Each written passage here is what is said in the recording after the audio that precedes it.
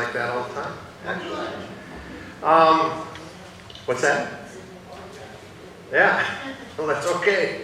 Yeah, Nancy and Percy had a surprise yesterday, so not a good one. Life is complicated. So do you have a ride home from church today? Do you have a ride home from church? Oh, yes. Yeah. Pendleton.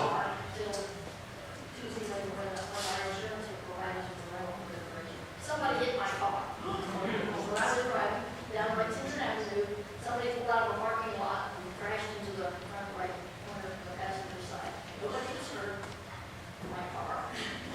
And your day timer was messed up because you had work to do, and it took out the days. So, but we're glad you're in good shape. So that's important. Well, I don't know that that's true, but I'm okay. All right.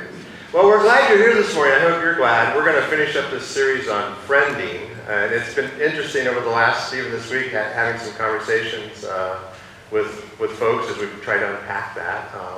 Remember 3 weeks ago we talked about just what is this idea of friendship and why it's important to us. And then the second week we talked about how we're just one friend away of actually changing our lives and how important the people are around us. And then last week we talked about community, about how important our community is and to be engaged in the life of the church. Why it's important that we walk together and encourage each other. So in those moments when the car gets T-boned, you know, how cool is that within the fellowship? I'm sure that wasn't on Phil's plan either, but it's great that people can lean in and share and be there for each other. But one of the things I didn't finish last week, it was demonstrated this week because it seemed like summer must be ending because I was in the hospital more this week than I've been in the last 6 months visiting people. And it's just interesting, it's like, what I wanted to say from last week that I didn't get to after we heard with when Valerie and her husband Stan shared about the work that Starfish is doing about making our community better and trying to deal with the heroin epidemic is that we have an incredible group of people called our deacons. In fact, if you're a deacon, would you stand up just so we can say good morning to you? I know this is embarrassing, but if you're a deacon, would you help me just say thank you to them with a round of applause?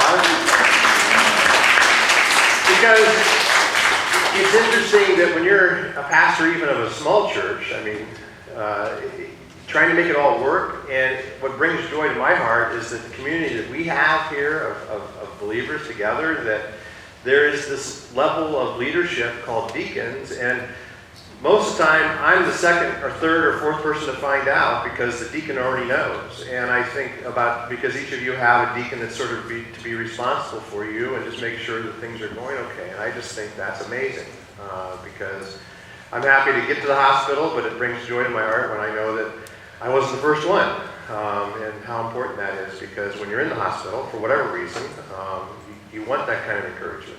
Amen, right? It's like at least that. Because I don't know about you, but I don't like hospitals. No offense to any doctors or nurses. And I married one, but it's like, try to stay away. There's just, So that's the tension this morning a little bit. I want to lean into talking about unfriending, which is like, I thought as Christians we're supposed to be friends with everybody. But there's a tension in how I was thinking through this morning's message that I think we have to wrestle with because in our Christian walk, and you'll see where we go. So if you got your worship notes, you might want to get them out. Because you'll remember we started this has been sort of the overarching theme, is that you show me your friends, and I'll show you your future. Now, I know for some of you that are at a stage in life where you're retired and that the friendships are there, and you're actually, some of you are going away for a week or two because of these kinds of friendships, and that's amazing because that's really where life happens. And it's in those moments that I'm pretty sure that group that's headed out isn't going to be carousing the waterfronts, and dancing on, well, I hope not, dancing on tables or doing craziness like that. No. But walking the beach and enjoying life together because that's what we do. As opposed to the knuckle-headed boys that live next door to me. So you can tell Ashland University is back in session because I came home Friday afternoon and it was party time on the veranda next door. To which I had to one that said she heard lots of inappropriate language. And so I just decided, how do I handle this? I pull in the driveway, I see them up there, there's like 14 of them, and they're just having a good time with lots of cans that have beer in it. And that's okay. And I'm going, what do I do with this? Because I haven't met the boy. It's a new boy's attendant because it's the new school year. So I brought the bike in because I'd done a short bike ride on the trail and went back out to the car. And I looked up and said, okay, who's in charge? And they were all sort of caught off guard. And finally one boy says, well, I just moved in, so I guess I'm in charge. I said, okay, let me tell you. First of all, the street next to you, this is Jacobs Street. But you need to know that Jacobs Hall is up on the campus. So if you want to party like you're partying right now, you actually need to take and move it up to the hall. And the other thing I want you to understand, this is not frat row either. This is a family-friendly neighborhood. So I want you to pretend that you're talking, that your mother's sitting there on the couch with you up there on the summer couch, and that, you know, the conversations I want to hear are ones that are positive and engaging. And you can just tell that I sort of poured cold water on what they were doing. But at that point, I just thought I really needed to sort of set the bar, because otherwise it's going to be calling my friend Kara, who's the dispatcher at 4 a.m. or 3 a.m. at Ashland Police Department, and say, could you send a car? Just go knock on the door. So anyhow, you can pray for Mona and I in that. Because I want to be a good friend to them. At the same time, it's like they really need to be civil and respect them. Because it's not the college circle, it's my backyard. So anyhow. So show me your friends and I will show you your future. And so you'll remember too, we've looked at the scripture each week, and just to remind us again that walk with the wise and what? Become wise. For a companion of fools does what? Suffers harm. It's like it doesn't work out really well. And we've reminded each other of this, that when you get into trouble, rarely do you do it by yourself, right? Any of the knuckleheaded stuff I did as a young boy, even as an adult, never happened by myself, virtually. It always happened with Kevin or Marty or John, and we were just being knuckleheads. And so how important it is the people we spend time with.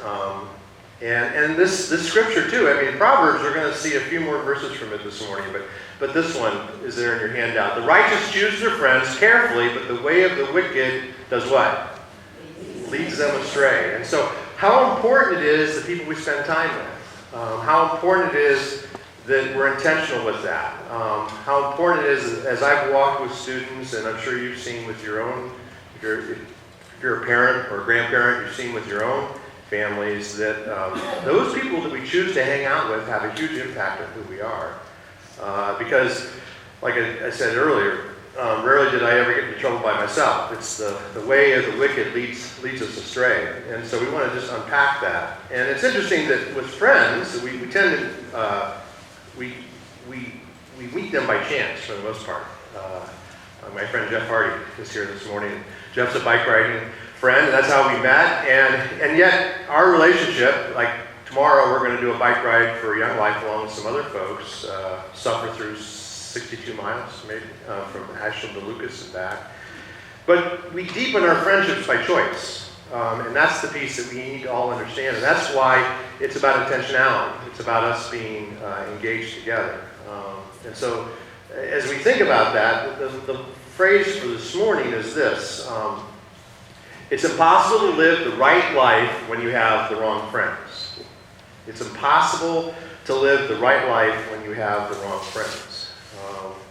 And the one verse that, man, my mom hammered into my head when I was a student. Do not be misled. Bad company corrupts good character. Have you ever heard that before? Or bad company corrupts good company. And it's interesting that the first 4 words there are what? Don't be. Why is that? Why would Paul tell us that? Because more than likely, we're misled. I mean, more than likely somebody takes us down a road.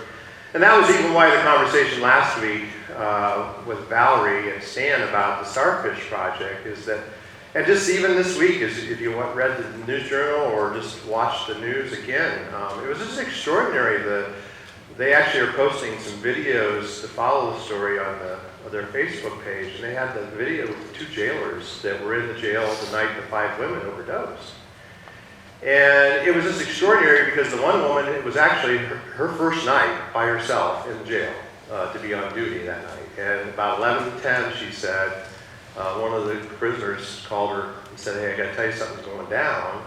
And then she said it was just bedlam. It just got chaotic because the first 10 minutes later, one woman passes out and is overdosing. She's turning blue and obviously needs medical attention. And then 10 minutes later, while she's working on this one, and she's there by herself, and she's like having to call in the experts. And I want to suggest that one of the reasons why culturally we're pushing through this, and it seems to be everywhere, is that we don't understand what friendship is. And particularly, if you pull out your phone and look at your Facebook page, if you have one, and you see that you've got, I think there's a confusion, and I see this all the time even with students, particularly junior high boys. This is really kind of interesting. They think that because they're talking to a young lady on Facebook, that they're dating. Okay? So I don't know about you, but for dating for me, like before One and I were married, was when she was living in DC, I had to actually get in a car, drive 8 hours, knock on the door, and come and have, time with her and her family. And it wasn't about just a couple of things that were through Snapchat or social media. And so I really think that culturally we really live in a day, although I'm the first one to say how amazingly cool I think Facebook is to connect us. At the same time, I think it's part of the problem. And so I think Paul's words here to us this morning is that because this idea, you can't be misled. We think, oh, that's not me. I can't be misled. And it's like, no, you can. And yet the tension I want to mention is that talking about those people that we do life with, where we spend our time, our coworkers, even in our families, in our homes, to be reminded that Jesus was a friend of sinners. And so we know that Jesus reached out to all sorts of folks, but there's this tension back because of the scripture specifically that bad company corrupts moral character or corrupts that which is good. Those of you that have children, as they've gone through the dating cycle, and as they're getting ready to think about that person that they want to spend the rest of their life with, we know in Scripture there's this idea where we're told don't be unequally yoked, is that if you're a Christ follower, you really want to marry a Christ follower because there's this tension that comes in that. At the same time, Jesus tells us to go to the world and make disciples. And so I guess where I want us to just spend a little bit of time, I'm going to give you 2 things about the things that we shouldn't do, and then I want to give us one thing that we need to do this morning. But let me pray first. Father, we are grateful, and we do want to just take a moment and pray for those that pushed through the hospital this week, and even pray for Nikki this morning. Just thank you for caregivers. Thank you for those that are first responders and for the care that you give, how we appreciate that in those moments of need. And so we just pray your presence into that and pray for continued restoration for others as they push through the week. But this morning we just want to take a look at this tension that we need to live in, to not be in bad company, but also to love the world, love those in the world like you loved us. And so you called us here this morning. We've enjoyed some music together. We want to now hear your word, and I just pray you take the words that I've put down and just use those to be an encouragement as we think about what you call us to be as friends to you and to the world that needs us. And so we just pray your Holy Spirit's presence in your most precious name. And all God's people said, Amen. Thank you. So, this idea of tension, that's where I just want to spend a couple minutes and work through, is that I want you to think about 2 different circles. And I want you to think about your inner circle of friends and then those that are outside that circle. If you think about who Jesus is and was, Jesus had his core disciples. He had these 12 men that he hung out with and did life with. And it's interesting in the context of doing that. In fact, I was just thinking this week as I was reading some things in the scriptures, Jesus' intentionality of even pulling away. There would be moments where you think, okay, he's only going to be on the face of the earth. They didn't know this. We know that about 33 years. And yet there were moments in Christ's journey on earth that's been written in Scripture where it's very clear that Jesus pulled away. And in some cases, he pulled away for 40 days. And you're thinking, wait a minute, you're here to save the world. And yet, in doing that, you actually disengage yourself from life and from people and pull yourself away for a time of solitude, a time of rest. And so even the humorous attempt at the opening video about this is Labor Day and why it's important that life is complicated, and that we need to have moments of celebration. We need to have moments where we just pull back, and whether we get in the car and drive a few hours to the beach, or whether we just sit in our backyard and toss a few burgers, that it's important, and sit with family and friends. And there's also those times where we need to even find solitude, where we need to find, maybe for some of you it might be early in the morning. I love getting up about 5:30 and spend time with Melinda as she's getting ready to go to work. And then as she goes to work, I tend to use that time then, about an hour, from about 6 until 7, of just gathering my thoughts, looking at God's Word, just trying to prepare my heart for whatever it might be that God's going to call me into the day. But you see, it's in this inner circle where even with Jesus, that he didn't spend time with everybody. It's clear that even with the disciples, that he really had a handful that were his, that were very close to him, 3, and didn't spend time with the other 9. And so it's interesting that, like with the Pharisees, Jesus kept them at arm's length and didn't do life with them. In fact, he was always rubbing their nose in it, the complications of life that they tried to bring to people of faith.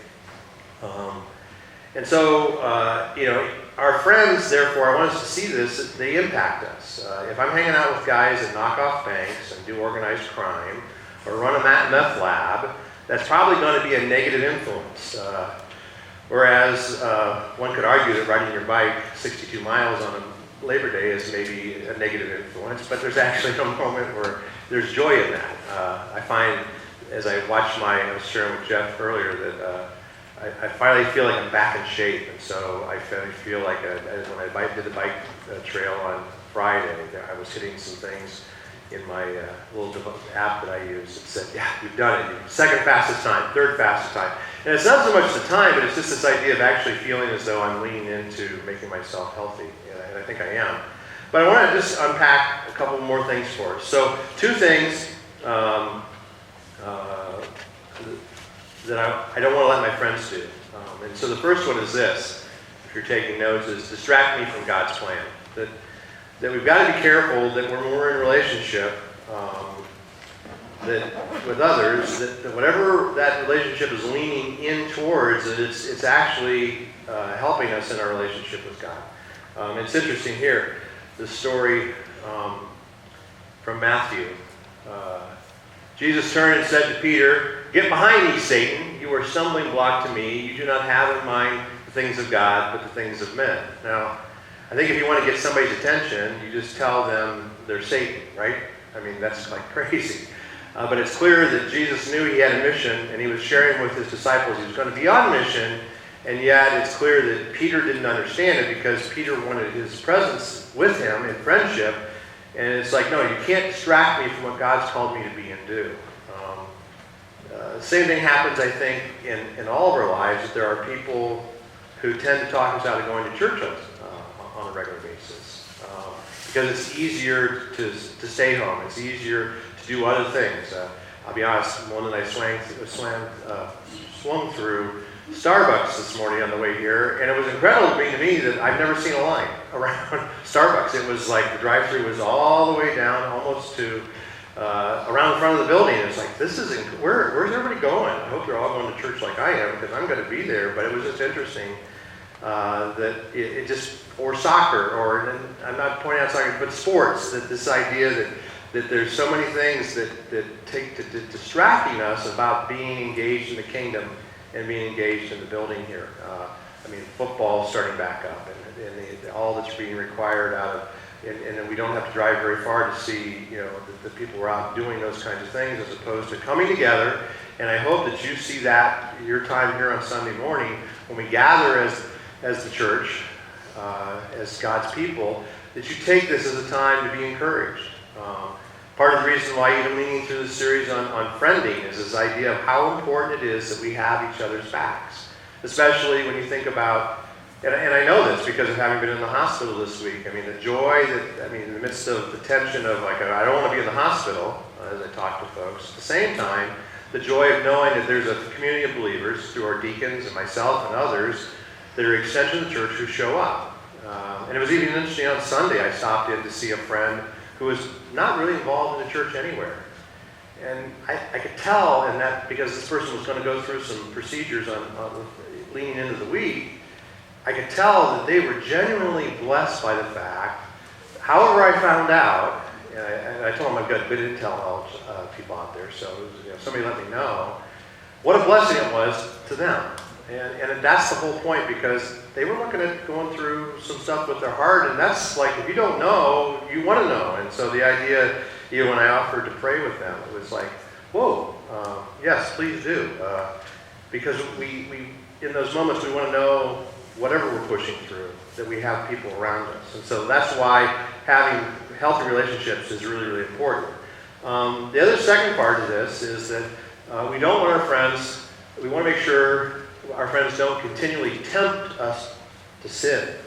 And again, back to those ideas from being in school. There's lots of folks that want to get you in trouble. And, right? I mean, we've all been there. So at the same time, we want to make sure that we're doing the things that honor God. Now, one of the stories I think that points us out most clearly is from the Old Testament. It's the story of Joseph. I don't remember the story, but Joseph's getting ready to go into, he's really moving up the ladder to be in charge within the court there in Egypt, and yet there's this moment where he's actually staying in the home of it's the palace of the captain of the palace guard. So it's an important guy. This guy is responsible. Well, his wife sort of wants to have a relationship with Joseph. The dude's name is Potiphar, and the story says this in Genesis 39. Potiphar's wife caught Joseph by his cloak and said, "Come to bed with me." But it's interesting, he tells the story, but it says he left his cloak in her hand and ran out of the house. That Joseph knew that all he really had at the end of the day was his character and his integrity. And he knew that he was being trusted by the captain of the palace guard not to do something that would violate that friendship, that relationship. And so it's clear that Joseph could have we know all sorts of stories of where, David did this, adultery and all these other things. But the story tells us very clearly that he was so like, I'm out of here, I'm going to leave my cloak behind.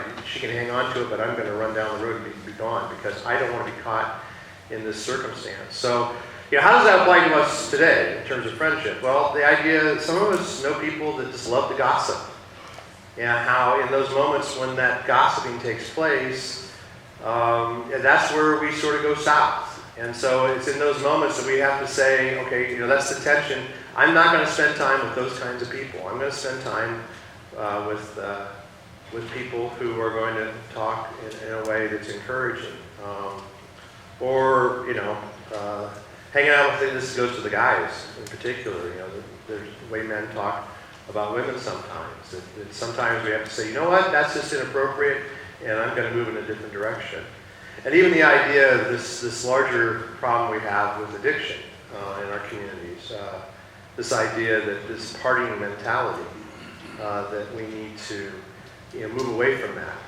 So I'll be honest, as Lynn and I went out to dinner then, left the boys on back to this story for a second, on their roof having a good time, I thought, what would Christ do? What would Jesus do? And so as we were headed up the street, I thought, well, maybe what I'll do is I'll stop and buy some pizzas on the way back home. And just hand them up to them and just see if that act of love. So it's like, well, I don't know if they're still there. I don't know if I scared them off. So we went back to the house and they were gone. So I'm thinking that somewhere in the next couple of weeks, when I see them hanging out, I'm probably going to run up to Little Caesars. Just as an act of like Jesus, just trying to show them, it's not that I don't have a problem with them being college students and enjoying what they call Thirsty Thursday or Fabulous Fridays or whatever. I understand that. I completely understand that. But there is a point where I want them to find who they are and be productive in the world. And I'm not so sure that things they have been doing necessarily lead into that. So there's this inner circle where we need to spend time, and then there's this outer circle, which is where we need to think about how do we relate to the world. And that's really sort of the way to wrap up this series. That I want to say that that I don't want to stop doing, and I guess it's simply this, is that the one thing I don't want to stop doing is loving people with the unconditional love of Christ. And so even with some knuckleheaded boys that live next door to me that want to keep me up late at night, I still know that in God's eyes they matter. And I still know that he loves them. And I still know he has a plan for their life. And so somewhere in the tension of that, I have to figure out how to walk with that and how to love them. Because you see, Jesus didn't unfriend any sinners. He loved them. Now, what he did do is he distanced himself from hypocrites. And so that's part of the tension that we have to live in. That God doesn't want religious people. He doesn't want, because that's what can happen. And I've seen that happen in so many churches where we tend to take on this air of, and I mean, just share this. Yesterday I was with a young man, just graduated from high school, and he sort of knows what I do. We were driving from point A to point B, and he says, so what kind of church are you in? I know you preach in a church. What kind of church? I said, well, Presbyterian. And then the next thing that came out of his mouth, which was extraordinary, he says, why is it that it seems like Presbyterian churches are just filled with old people? And now think about this for a second. I mean, it was interesting to hear that because that's his perception. And so I was like, okay, how do I not, what do I do with that? How do I respond to him? And because he says, I know people that go to Presbyterian churches, they're my neighbors, and they're all old. And I'm going, well, do you think I'm old? He said, yes. So you can sort of know the perspective he's talking about. But I said, well, let me explain to you this way. Your generation, I'm not so sure that you understand what traditional churches have been to communities. He says, yeah, that one that's in our community, it looks like it's Gothic. It's like, yeah, you're right. Which is interesting. And so this is a person who really isn't a church person, per se. So it's their perspective. And I'm hoping that this is the first of several conversations with this young person to help him see that it's like, well, but I did say, look, these people that call themselves Presbyterians and that are maybe old, and I'm in that mix, obviously. There's a view of the world. There's a view of our just things that we do every day. The word I use, our economy, not economics, but just how we do life together, about what makes life work. And so if you think about many of the great churches, this included, that have been building communities, many of the ones that have long, deep ties. I'm not talking about the ones that were founded in the last 30 or 40 years, but the ones that have been around like we will be for almost 200 years, is that it was out of the battles of World War II, particularly for a group of men and women who served in the most horrendous of times in the European theater that came back to America and said, we need to make it better.